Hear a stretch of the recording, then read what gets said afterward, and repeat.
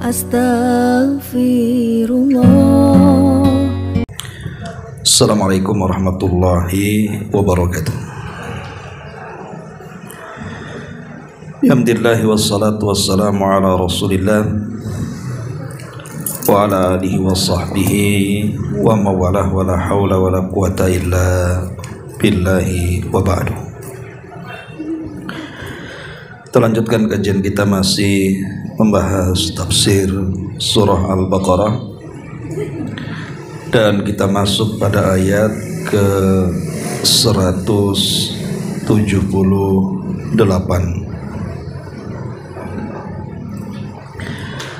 A'udzubillahi minasyaitonirrajim. Bismillahirrahmanirrahim. Ya ayyuhalladzina amanu kutiba alaikumul qisasu fil qatlah. Al-hurru bil hurri wal abdu bil abdi wal untha bil untha.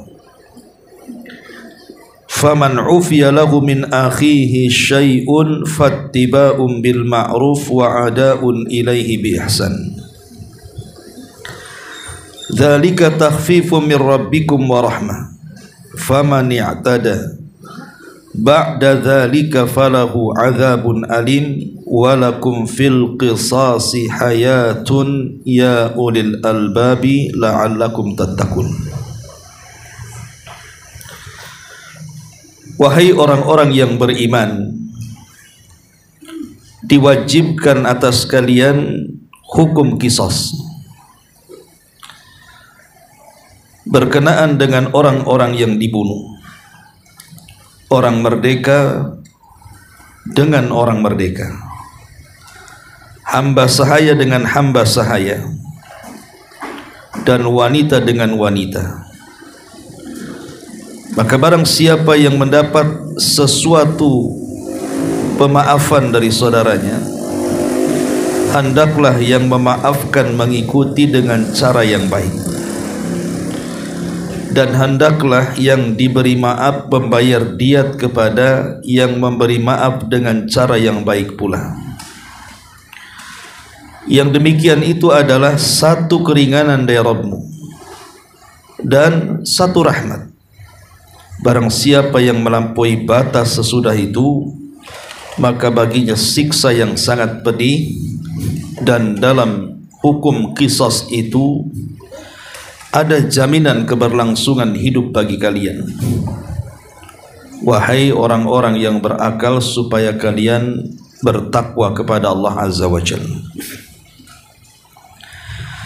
Surah Al-Baqarah ayat 178 ini bicara soal qisas, dan ada asbab nuzulnya. Dahulu di zaman Nabi sallallahu alaihi wasallam, kita tahu bahwa perang antar kabilah di zaman Rasul itu sudah biasa, karena orang-orang jahiliyah itu terkenal dengan hamiyah, kesukuan yang sangat kuat. Makanya Allah Subhanahu wa taala mengatakan, ij'alal ladzina kafaru fi qulubihimul hamiyata hamiyatal jahiliyah. Ketika orang-orang kafir, maksudnya orang-orang Quraisy itu menanamkan dalam hati mereka hamiyah, kesombongan, maksudnya fanatik, kesukuan yang kuat dari kesombongan-kesombongan jahiliyah. Jadi kalau seandainya ada yang membunuh, mungkin satu kabilah membunuh kabilah yang lainnya karena sebuah permusuhan, maka pihak korban yang dibunuh mereka akan balas dendam. Tetapi balas dendam mereka bukan cara Islam, tapi mereka mengatakan, kalau dari kami terbunuh satu, maka kami akan bunuh mereka 5 sampai 10 orang.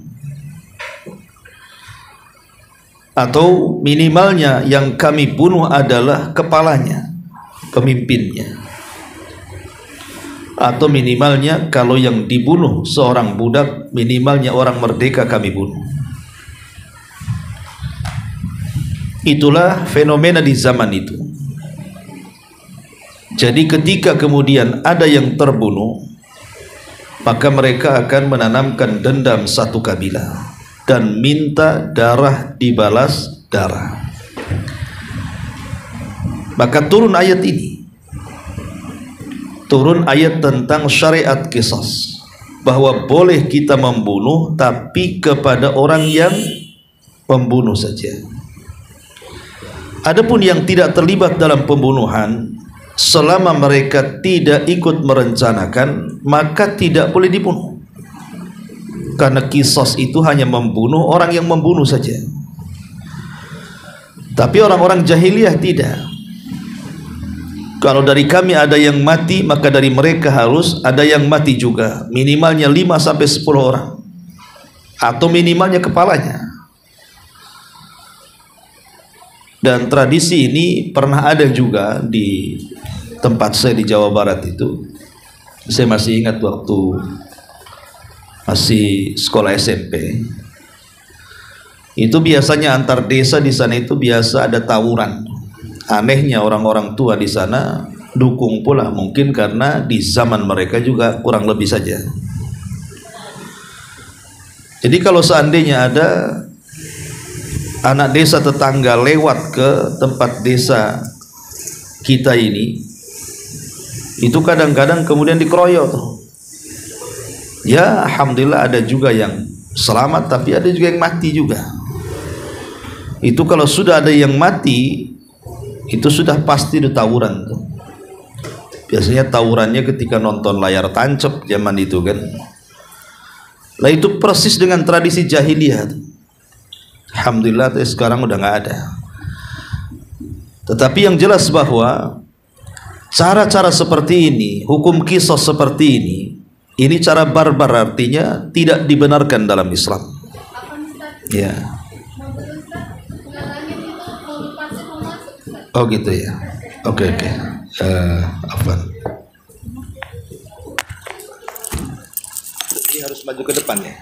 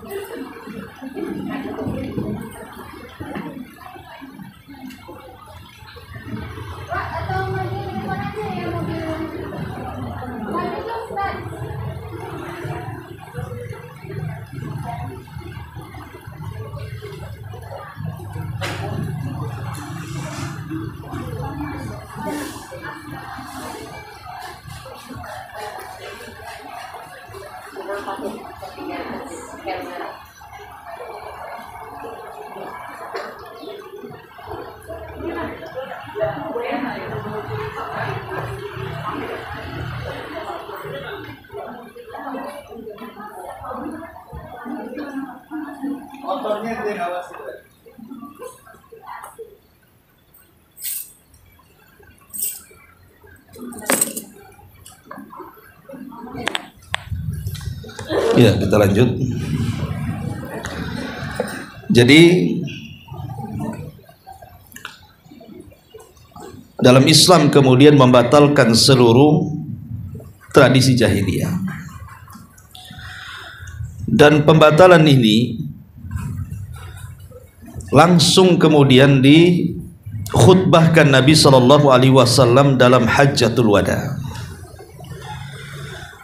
di mana Nabi SAW mengatakan, inna dima'akum wa amwalakum wa a'radakum alaikum haramun ka hurmati yaumikum hadha fi syahrikum hadha fi baladikum hadha ala inna kulla syai'in min amril jahiliyati tahta qadami mawdu'un.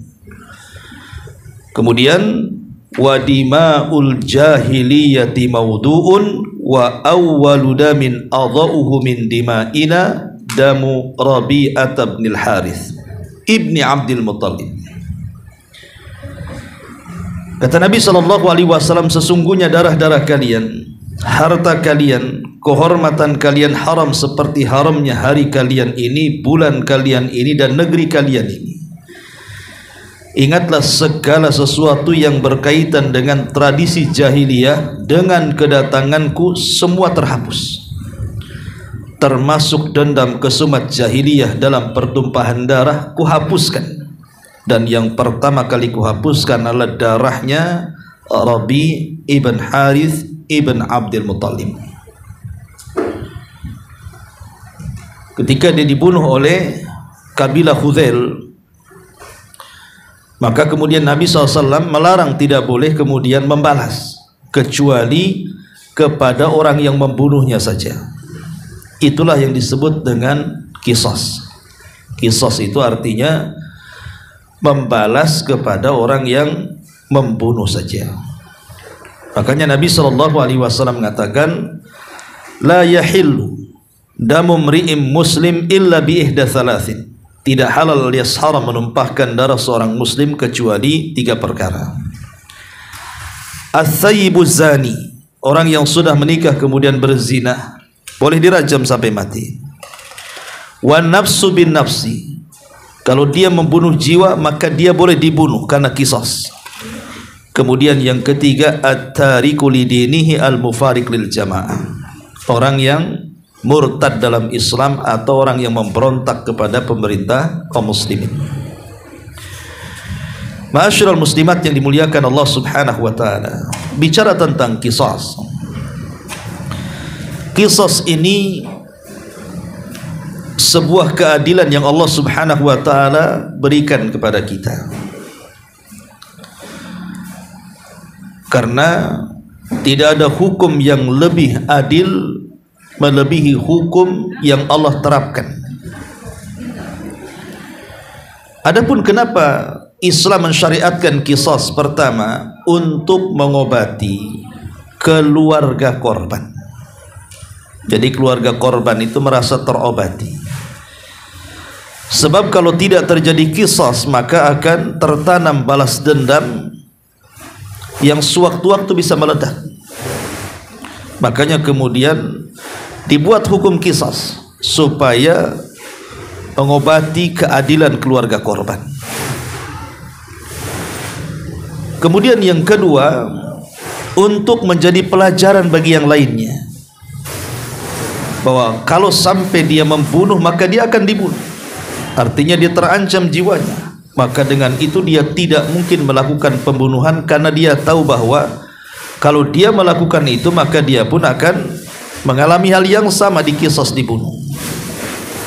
Dari sini maka timbullah kehidupan, bahwa menghilangkan jiwa itu tidak sembarang, karena kalau dia menghilangkan jiwa dia juga terancam. Itulah diantara kenapa kemudian qisas dalam Islam ini penting. Walaupun dunia barat mengecam tentang hukum qisas ini, mereka mengatakan bahwa tidak ada hukum mati bagi mereka karena menyalahi HAM. Mereka tidak sadar bagaimana pembunuh saat membunuh itu mereka tidak punya perasaan.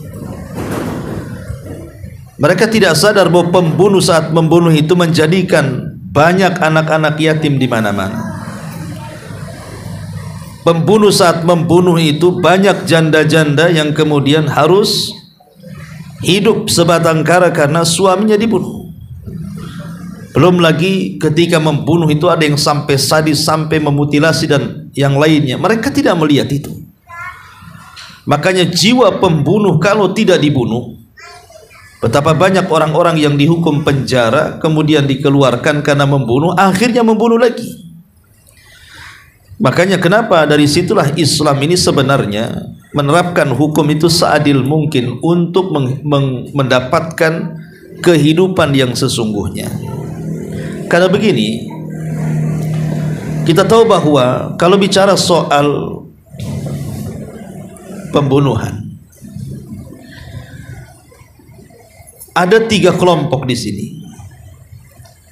Pertama, atau ada 3 hak, bukan 3 kelompok, ada 3 hak yang harus dipahami. Pertama, hak Allah, kemudian hak korban, kemudian hak keluarga korban. Adapun hak Allah ini difirmankan di dalam Al-Qur'anul Karim, wa man qatala mu'minan muta'ammidan fajaza'uhu jahannam khalidan fiha wa ghadiballahu alaihi wa la'anahu wa a'adda lahu adzaban alima. Siapa yang membunuh seorang muslim secara sengaja, maka mereka akan dimasukkan ke dalam jahanam dan dikekalkan di dalamnya. Allah akan murka kepadanya, Allah akan melaknat dia, dan Allah sediakan azab yang pedih. Ini hak Allah bagi para pembunuh. Dan hak Allah subhanahu wa ta'ala ini tidak mungkin gugur kecuali dengan tobat. Hak Allah ini tidak bisa digugurkan kecuali dengan tobat. Taubatan nasuha. Ini yang pertama. Yang kedua, hak al-maqtul, hak korban. Dan hak korban ini, walaupun orang yang membunuhnya sudah dibunuh karena qisas, tetap tidak akan terputus sampai kiamat. Hak korban ini tidak akan gugur sampai kiamat. Karena nanti pada hari kiamat, qisas itu akan diulang.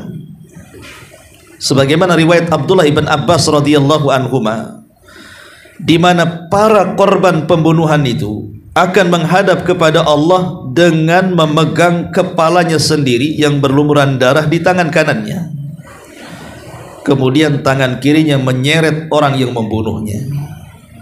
Kemudian akan datang kepada Allah dan mengatakan, ya Rabb, sal hadza lima qatalani. Ya Rabb, tanya orang ini kenapa dia sampai membunuhku. Tanya apa alasannya. Apakah dia membunuh dengan syar'i ataukah tidak syar'i? Kalau dia membunuh dengan syar'i, dia lolos. Umpamanya dia mengatakan, saya membunuh dia karena dia kafir dalam peperangan, saya mukmin. Dan saya sedang berjihad, saya bunuh dia. Dan dalam perang, bunuh-membunuh itu sudah biasa. Artinya dia punya alasan, dia sedang berjihad. Yang dibunuh orang kafir dan dia seorang muslim, karena punya alasan namanya.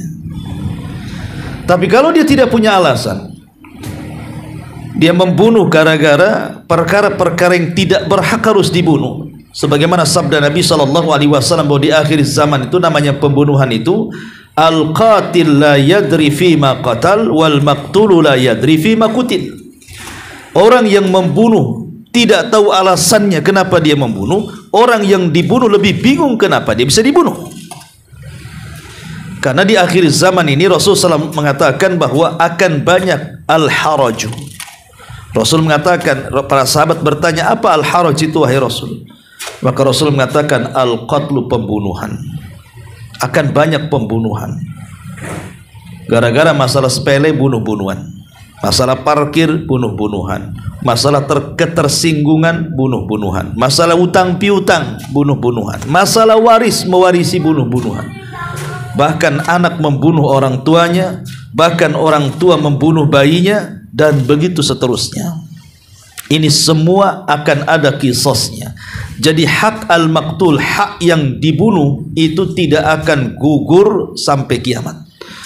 Mereka akan mempertanggungjawabkan di hadapan Allah Subhanahu wa ta'ala. Akan terjadi qisas yang kedua kalinya, supaya ketika masuk surga sudah tidak ada lagi hati kedengkian, hati hasad. Di mana Allah mengatakan, yauma la yanfa'u malun wala banun illa man atallaha biqalbin salim. Jadi hatinya selamat, masuk surga, sudah tidak ada lagi kedengkian. Kemudian yang ketiga namanya hak ahlul maqtul, keluarga korban. Adapun hak keluarga korban ini, inilah yang nanti digambarkan dalam Al-Quran ini 178 ini. Apakah meminta qisas, ataukah dimaafkan, ataukah membayar diat? Kalau keluarga korban sepakat semuanya, anggaplah yang dibunuh orang tuanya, kemudian punya anak 10, 10-10-nya anak mengatakan qisas, maka tidak ada pilihan lagi, maka yang membunuh harus dibunuh. karena sepakat semua keluarga. Tapi kalau 10 anak itu 9 sepakat kisos, 1 pula tak sepakat, tidak bisa kisos, karena harus ada kesepakatan semua keluarga. Jadi kalau 1 orang saja nggak sepakat, nggak mau, masih kesian gitu ya. Mungkin yang membunuhnya dia tulang keluarga, tulang punggung keluarga, akhirnya mikir yang 1 ini, yang 9 tidak mau, maka tidak bisa terjadi kisos. Karena kisos itu harus kesepakatan seluruhnya. Berarti turun derajat dari kisos ke diyat. Apa diyat? Membayar 100 ekor unta. Dia harus bayar tuh 100 ekor unta. Tapi kalau seandainya kemudian memaafkan, tidak usah kisos, tidak usah diyat, maka itu lebih baik lagi, dan memberikan kesempatan untuk bertobat kepada Allah Subhanahu wa ta'ala. Itulah yang harus dipahami tentang 3 hak ini. Hak Allah tidak akan terputus kecuali dengan tobat. Hak korban tidak akan terputus kecuali terjadi kisos pada hari kiamat. Tapi hak keluarga korban bisa kisos, bisa diyat, bisa memaafkan. Ma'asyiral muslimat yang dimuliakan Allah Subhanahu wa ta'ala, di zaman Nabi sallallahu alaihi wasallam ada seorang wanita dari wanita Mahzumiyah. Bapaknya seorang tokoh dari tokoh-tokoh kabilah. Dia mencuri, dan mencuri itu harus dipotong tangannya. Tapi ini bukan kisos, namanya hudud. Hukum hudud dan kisos beda. Akhirnya kemudian orang-orang meminta kepada Zaid supaya bicara dengan Nabi. Jangan sampai kemudian si wanita tersebut dipotong tangannya karena dia putri pejabat. Maka Rasul marah. Kemudian sampai Rasul mengatakan, atashfa'u fi haddi min hududillah. Apakah kau mau minta keringanan dalam hukuman-hukuman Allah? Oh, tidak bisa. Kata Rasulullah, Fatimah binta Muhammadin saraqat laqata'tu yadaha. Kalau putriku Fatimah mencuri, tetap kupotong tangannya. Kemudian Rasul mengatakan, innama halakal ladzina min qablikum annahum kanu idza saraka fihimus syarif tarakuhu wa idza saraka fihimudh dhaif aqamu alaihi al-had. Hancurnya umat sebelum kalian itu, apabila orang mulia mencuri maka diringankan hukumannya, tapi kalau yang lemah mencuri maka diberatkan hukumannya. Ketika Nabi SAW mengatakan hancurnya umat sebelum kalian karena tidak melaksanakan hudud, lah sama juga hancurnya umat dulu itu karena tidak melaksanakan kisos. Lalu apa bedanya antara hukum kisos dan hukum hudud itu? Ma'asyiral muslimin muslimat yang dimuliakan Allah Subhanahu wa ta'ala. Pertama, perbedaan kisos dengan hudud itu, bahwa kisos itu yuwarrath wal haddu la yuwarrath. Kisos ini diwariskan, tetapi hukum hudud tidak diwariskan. Yang kedua, kisos ini yasihul afu min anhu. Kalau kisos itu boleh dimaafkan. Umpamanya membunuh, keluarga pembunuh mengatakan tidak usah dikisos, tak jadi kisos. Tapi hukum had tidak dimaafkan. Walaupun orang yang korbannya, yang dicuri bendanya itu datang ke pengadilan, udahlah saya sudah maafkan Pak Hakim, tidak usah dipotong. Oh, tidak bisa, potong-potong, tidak bisa ya. Kemudian yang ketiga, bahwa hukum kisos, kalau dia membunuh maka dia akan membunuh sesuai dengan cara pembunuhannya, persis seperti membunuhnya. Seperti apa? Jadi ketika dia membunuh, umpamanya dicangkul dulu kepalanya, maka saat terjadi kisos cangkul dulu kepalanya. baru dibunuh. Kalau saat membunuh dia mencongkel matanya, maka saat terjadi kisos congkel juga matanya. Pokoknya cara membunuhnya persis seperti dia membunuh. Itu kisos namanya. Tapi kalau had tidak. Ya, had itu ada aturannya. Umpamanya berzina dirajam, ya sudah jelas bentuk rajamnya. Atau umpamanya ada orang yang mencuri, ya potong tangan kan itu. Sudah jelas dipotong sampai di mana tangannya. Jadi itu diantara perbedaannya juga seperti itu. Dan banyak perbedaan yang lainnya. Baik, kita masuk kepada ayat yang kita bahas. Ma'asyiral muslimat yang dimuliakan Allah Subhanahu. Di sini Allah Subhanahu wa taala mengatakan, ya ayyuhalladzina amanu kutiba alaikumul qisas. Wahai orang-orang yang beriman, Abdullah bin Mas'ud radhiyallahu an mengatakan, kalau ada panggilan ya ayyuhalladzina amanu, berarti setelahnya pasti ada perintah yang sangat penting atau ada larangan yang membahayakan. Maka simak baik-baik setelah panggilan ya ayyuhalladzina amanu itu, karena setelahnya pasti ada perintah atau ada larangan. Kutiba alaikumul qisas, kutiba diwajibkan. Kenapa tidak furidha kalimatnya? Kenapa kutiba? Quran biasa menyebut kalimat kutiba dalam perkara-perkara berat. Seperti kutiba alaikumul qital, diwajibkan atas kalian perang. Perang itu berat. Tidak semua orang sanggup berperang, hanya mental yang kuat yang bisa berperang itu. Kalau tidak punya keberanian, orang tidak bisa perang. Boleh jadi mendengar suara peluru saja sudah lemas dia. Cuman mau nembak orang, dia sudah lemas duluan. Karena harus ada keberanian kan. Berat perang itu, sudah latihan. Kutiba alaikumus syiyam, diwajibkan atas kalian puasa. Puasa berat. Kalau sholat sebentar aja. Tapi puasa ini ibadah berat karena dia harus menahan segalanya, bukan hanya menahan syahwat makan, syahwat hubungan, syahwat minum, tapi lebih daripada itu, pendengarannya, penglihatannya, dan semua akalnya harus dijaga. Termasuk kutiba alaikumul qisas. Qisas ini berat.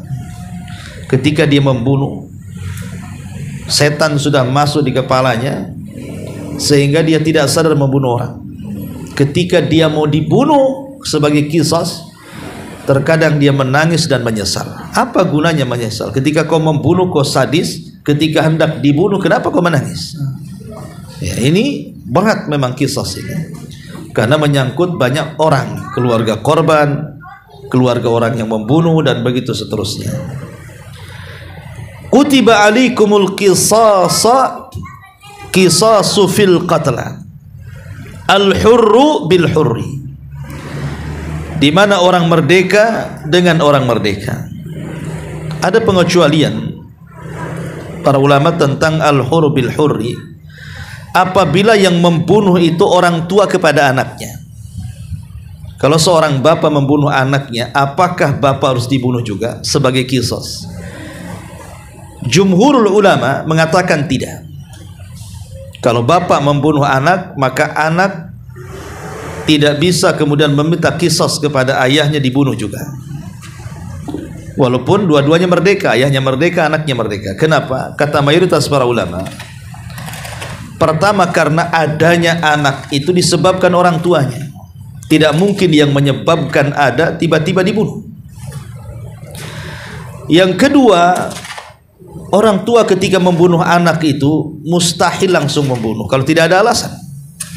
Boleh jadi karena nakalnya anak, karena anaknya luar biasa, atau melawan orang tuanya dan hendak membunuhnya, gitu ya. Atau mungkin orang tuanya itu hilang akalnya, mungkin gila, mungkin stres. Karena tidak mungkin orang tua membunuh anak itu, mustahil. Ya. Sehingga kalau membunuh itu pasti ada apa-apa tuh. Makanya kata jumhur ulama mengatakan kalau ada orang tua membunuh anak tidak terjadi qisas, kecuali Imam Malik mengatakan qisas. Tapi mayoritas para ulama mengatakan tidak. Ini yang pertama. Yang kedua, orang muslim membunuh orang kafir.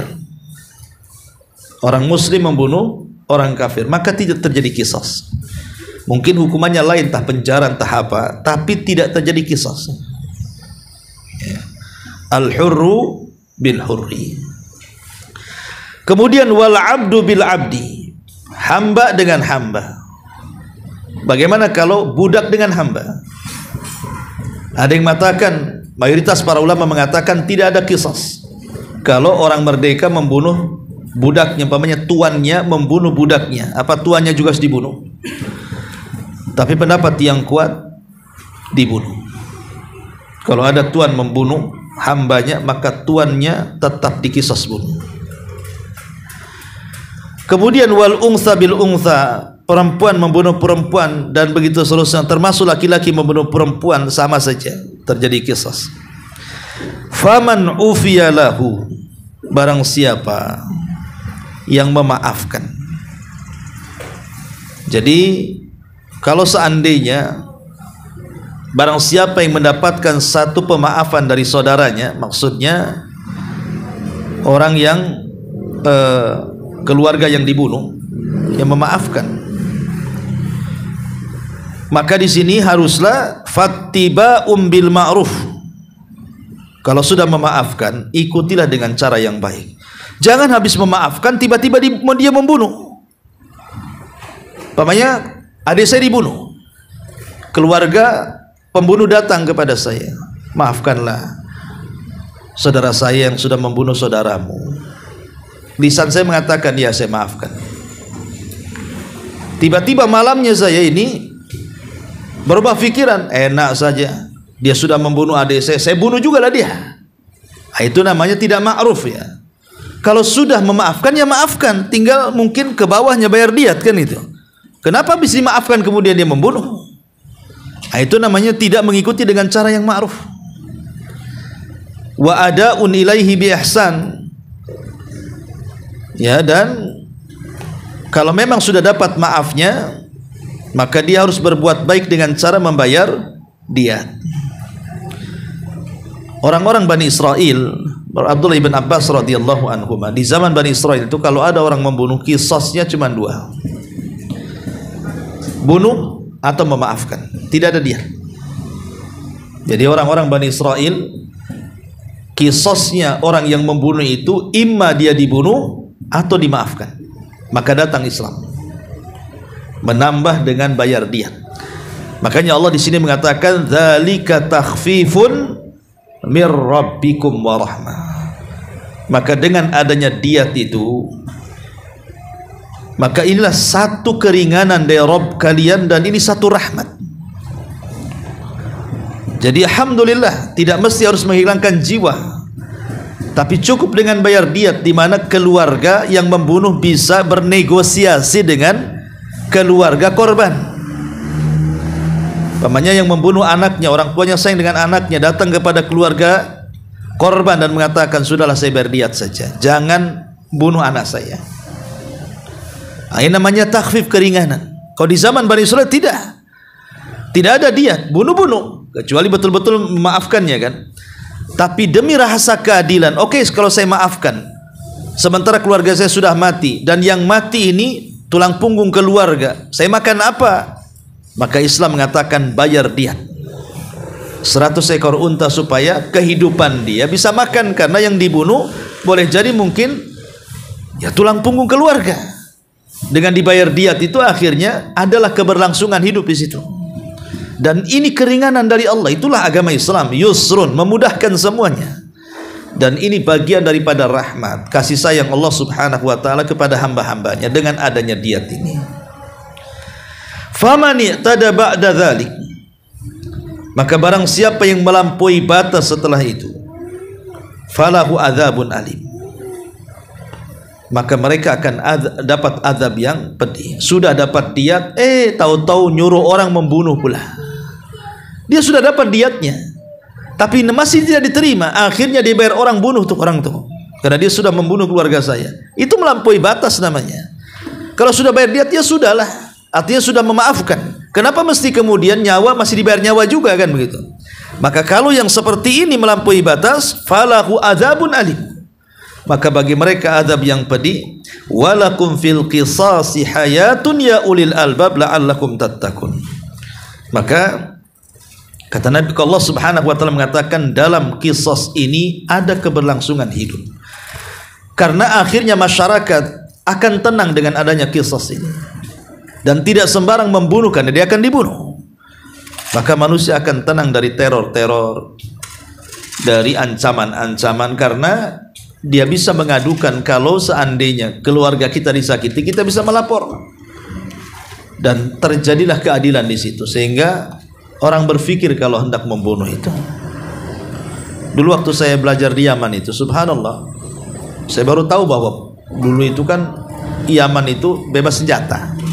Jadi semua orang itu pegang senjata, miskin-miskinnya orang miskin bawa pistol di sana itu. Rata-rata mesti bawa senjata, mau laki-laki mau perempuan enteng senjata di sana itu. Tapi anehnya selama saya di sana tidak ada orang mati di dor. Sementara di Indonesia ini tidak bebas senjata, yang pegang senjatanya polisi saja atau tentara saja. Tapi kenapa banyak orang mati dibunuh coba? Aneh gitu. Harusnya yang bebas senjata itu yang mudah bunuh orang kan? Dia tinggal beli aja sniper gitu ya, tembak dari jauh. Subhanallah, tapi tidak ada orang membunuh. Kalaupun tengkar-tengkaran gitu, paling tinggi mereka nembak tuh ke langit. Karena mereka tahu kalau sampai kemudian ditembakkan dan dia mati, itu bangkrut satu kabilah tuh. Kalau harus berdiat kan, 100 ekor unta yang nanggung kabilah. Yang kedua diusir tuh, nggak boleh tinggal di kabilahnya. Jadi mikir orang itu. Nah itulah akhirnya kan, walaupun bebas senjata tetapi ada kehidupan di situ. Tidak sembarang membunuh. Di negeri kita pula hari-hari orang bunuh tuh. Harusnya kan terbalik gitu. Itulah di sini kadang-kadang khotufidin, ibu-ibu yang dimuliakan Allah Subhanahu wa taala, kalau orang menghargai jiwa manusia dan menganggap bahwa satu jiwa yang melayang berarti dia telah melayangkan banyak jiwa atau ribuan atau bahkan seluruh manusia, maka dia mikir kalau menghilangkan jiwa. Wa man qatala ayat yang barang siapa yang membunuh satu jiwa maka dia telah membunuh semua jiwa manusia. Masyarul muslimat yang dimuliakan Allah, di zaman Rasul ada satu kabilah namanya Uraniun. Jadi orang-orang Uraniun ini datang kepada Nabi SAW, kononnya ingin masuk Islam ya. Kemudian salah seorang di antara mereka ada yang sakit, datanglah kepada Nabi SAW meminta supaya disembuhkan penyakitnya. Maka Rasul memerintahkan untuk meminum kencingnya unta. Akhirnya minum kencing unta, sembuh. Makanya kencing unta itu menjadi obat. Kencing unta ya, bukan kencing kambing ya. Karena Rasul merintahkan untuk minum kencing unta. Makanya ibu kalau umroh atau haji biasanya kan, kalau ibu ke penangkaran unta itu, kencing-kencing unta itu dijual bebas itu, di botol-botol aqua warna kuning itu bukan bensin bu, itu kencing unta. Tapi memang baunya luar biasa. Saya nggak tega minumnya ya, karena baunya luar biasa. Tapi itu obat sebenarnya. Jadi orang-orang Uraniun ini setelah disembuhkan mereka pergi. Tiba-tiba murtad di tengah jalan, nampak ada seorang penggembala unta dibunuh. Tapi dengan cara sadis. Dibunuhnya itu dipotong tangannya, dipotong kakinya, dicongkel matanya, kemudian dibunuh, kemudian dirampok unta-untanya. Sampailah kabar ini kepada Nabi SAW. Maka Rasul memerintah para sahabat pasukannya tangkap orang-orang Uraniun itu. Akhirnya ditangkap dan Rasul memberlakukan kisos kepada mereka. Mereka dipotong tangannya, dipotong kakinya, dicongkel matanya, kemudian dibunuh. Persis seperti mereka membunuh penggembala unta. Bahkan di zaman Umar bin Khattab radhiyallahu anhu menjadi khalifah, terjadi sebuah kasus di Yaman. Jadi ada seorang istri, suaminya bekerja jauh, rupanya selingkuh dengan tetangganya. Lah, dengan suami yang lama, dengan suami yang lamanya itu, ya memang suaminya bukan suami yang lama, itu suaminya. Suaminya ini punya anak. anak bawaan lah bahasa kitanya. Jadi si wanita ini menikah dengan suami yang punya anak bawaan. Jadi suaminya pergi bekerja, anaknya yang bawaan itu masih kecil belum balik, tinggal sama ibu tirinya. Lah ibu tirinya selingkuh. Ketika selingkuh ketahuan dengan anaknya ini. Jadi ketakutanlah akhirnya ibu tirinya. Kemudian akhirnya bersepakat dengan selingkuhannya untuk membunuh, karena kalau sampai dia membocorkan rahasia kepada bapaknya bisa dibunuh tuh ibu tirinya. Karena ketakutan, maka mau dihilangkan jejaknya. Dengan cara apa? Menyewa 5 orang untuk membunuh anak itu. Maka disewalah 5 orang, dibunuhlah anak itu. Kemudian dilempar ke dalam sumur. Ketika anak itu dibunuh dan dilempar ke dalam sumur, tiba-tiba ibu tirinya berteriak dan mengatakan anaknya diculik dan anaknya dibunuh. Kemudian jasadnya tidak tahu kemana. Dia yang merencanakan, dia pula seolah-olah menjadi korban. Semua orang datang. Ya. Akhirnya kemudian dicarilah jasad anak itu, nggak ketemu. Ketika suaminya pulang, ya kehilangan anaknya, menangis. Sampai satu hari, yang namanya jasad anak dalam sumur tentu lama-lama akan busuk dan bau. Mestilah akan mengeluarkan lalat-lalat kemudian sampai ke permukaan sumur. Jadi ada orang lewat di situ, melihat kok banyak lalat hijau yang itu tidak mungkin nempel kecuali di bangkai. Jadi penasaran. Ya. Akhirnya kemudian hebohlah dengan sumur yang bau bangkai. Datanglah kemudian polisi-polisi hendak melihat ke situ. Lah karena selingkuhan dan juga orang-orang yang merencanakan pembunuhan itu takut kebongkar, maka menawarkan diri, kami yang masuk ke dalam sumur, kata. Akhirnya kemudian masuklah salah seorang pembunuh itu ke dalam sumur. Sampai dalam sumur, kemudian dia berusaha menutup jasad anak itu. Kemudian naik lagi dan alasan bahwa yang di bawah itu adalah bangkai kambing, bukan bangkai manusia. Tidak ada apa-apa katanya. Tapi Allah subhanahu wa ta'ala tidak mungkin lalai dari kezaliman. Wala tahsabannallaha ghafilan amma ya'malu zalimun. Allah tidak mungkin lalai dari kezaliman. Pasti Allah akan membalas kezaliman itu. Akhirnya adik tidak percaya, kemudian maksa masuk. Dari situlah terbongkar semuanya. Kabar ini sampai kepada Umar bin Khattab radhiyallahu anhu. Sehingga Umar kemudian menulis surat, dan dalam suratnya mengatakan, walau ishtaraka fiha ahlus Son'a laqataltuhum, katanya. Kalau seluruh penduduk Son'a bersyirikat untuk membunuh anak itu, ku bantai semuanya, kata Umar. Kalau penduduk Son'a itu berserikat merencanakan pembunuhan, semua terlibat, baik terlibat langsung ataupun tidak langsung, maka akan kubunuh mereka semuanya. Artinya kisah ini tidak mesti yang membunuh, yang merencanakan pun kena, gitu maksudnya. Akhirnya terjadilah kisah di mana wanita itu selingkuhannya dan 5 orang bayarannya semua dibunuh sebagai bentuk kisahnya.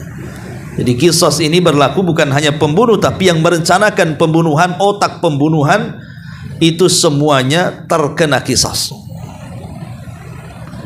Ma'asyiral muslimin wa muslimat yang dimuliakan Allah subhanahu wa ta'ala. Jadi itulah diantara kisah-kisah kisah di zaman Nabi SAW. Tapi hari ini justru hukum ini ditentang oleh Barat, bahwa hukum kisah itu dianggap hukum sadis, hukum radikal, hukum barbar. Mereka tidak sadar pembunuh saat membunuh kurang barbar apa. Bahkan ada yang membunuh itu di Indonesia ini kan macam-macam. Dulu kisah siapa, Rian Sidoarjo atau apa, yang LGBT itu kan, berapa orang yang dibunuh dia coba. Anehnya dikubur pula di rumah dia, di semen dan di keramik. Ya Allah takdirkan ketemu juga. Wala tahsabannallaha ghafilan amma ya'malu zalimun. Indonesia ini subhanallah pembunuhan macam-macam. Ada berantai, ada yang tidak berantai, ada sadis, ada mutilasi. Subhanallah. Mereka tidak melihat ketika pembunuh membunuh itu sesadis itu, tiba-tiba kemudian dihukum seumur hidup. Mana keadilannya? Makanya kalau seperti itu tidak ada kehidupan, karena sementara keluarga korban maka dia akan dendam terus itu.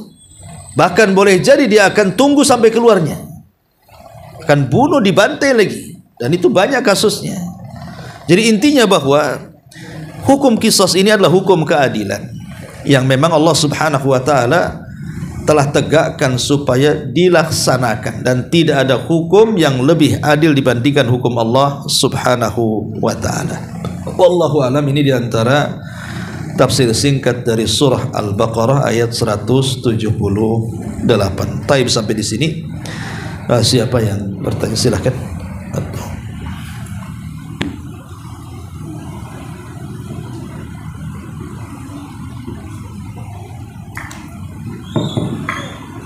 Assalamualaikum warahmatullahi wabarakatuh. Waalaikumsalam.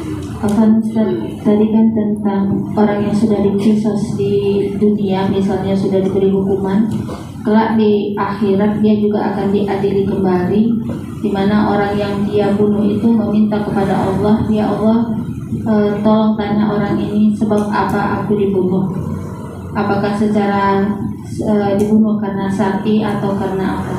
Maka di saat itu Allah akan mengadili keduanya. Yang menjadi pertanyaan adalah di mana terjadinya dialog antara kedua orang ini, Ustaz? Apakah di padang mahsyar atau di sebuah tempat yang disebut Kintoro, di mana tempat itu adalah gerbang terakhir atau tempat terakhir setelah jembatan Syurat, ketika manusia akan masuk ke dalam surga? Apakah di situ atau nanti di padang mahsyar, Ustaz? Nah. Ya, alhamdulillah. Qisas pada hari kiamat itu pasti berlaku. Tapi yang namanya qisas itu kan macam-macam. Bentuk kriminal di dunia ini macam-macam. Ada antar kafir. Orang kafir membunuh orang kafir. Ada antara muslim dengan kafir. Orang kafir membunuh muslim atau sebaliknya. Atau antara manusia dengan binatang. Seperti wanita yang membunuh kucing, kemudian diazab oleh Allah Subhanahu wa taala pada hari kiamat. Lah para ulama akidah mengatakan bahwa tentu beda tempat. Karena yang akan menyeberangi titian itu hanya dua kelompok. Pertama mukmin, yang kedua munafik. Orang kafir tidak akan menyeberangi. Ketika Allah mengatakan wa in kuntum illa wariduha, kalian akan menyeberangi semua di atas titian itu. Jadi yang menyeberangi cuma dua, mukmin dan kafir. Mukmin dan munafik. Adapun munafik, kenapa diseberangkan? Bukankah munafik itu kafir? Bahkan sekafir-kafirnya orang kafir. Kenapa diseberangkan? Harusnya orang munafik tidak boleh meniti kakinya di atas titian. Allah Subhanahu wa taala ingin membalik keadaan. Sebagaimana di dunia mereka menipu, maka di akhirat mereka akan tertipu. Karena mereka baru saja melewati titian sedikit, cahaya mereka sudah dihilangkan. Kemudian menyetop orang yang beriman dan mengatakan, naktabis min nurikum. Bisa enggak ikut cahayamu supaya aku melintas? Kata orang yang beriman, oh tidak bisa. Kalau kau ingin dapat cahaya, balik sana, ambil cahayamu sendiri. Kemudian dia balik, rupanya ada dinding. Sebelahnya azab, sebelahnya rahmat. Disangkanya rahmat, ketika kemudian dinding itu dia buka, rupanya dia terjerembab ke dalam jahanam. Azab isinya. Adapun orang kafir tidak mungkin melintasi, karena dia langsung digiring kepada neraka. Wasiqal ladzina kafaru ila jahannam zumara. Orang kafir langsung digiring. Berarti di sini kisos terhadap orang kafir dengan orang kafir, atau orang yang beriman dengan orang kafir, itu terjadi sebelum titian. Karena orang kafir tidak mungkin melintas. Ya. Tetapi kisosnya orang yang beriman dengan orang yang beriman itu setelah titian Siratal Mustaqim, yang disebut dengan kontor. Di kontor itu terjadi kisos antara muslim dengan muslim. karena mereka berhasil menyeberangi.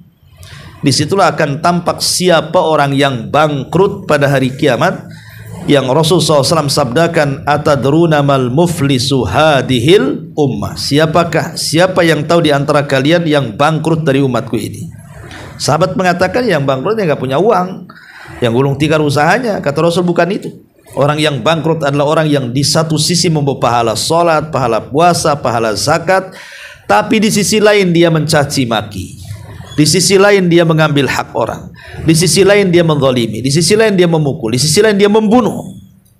Disitulah terjadi barter pahala dan dosa. Jadi terjadinya kisos itu adalah dikontor kalau kepada mukmin, sesama mukmin, sesama muslim. Tapi kalau orang kafir dengan orang kafir, atau orang muslim dengan orang kafir, atau manusia dengan binatang, maka itu terjadi sebelum titian. Begitu penjelasan para ulama akidah. Wallahu a'lam.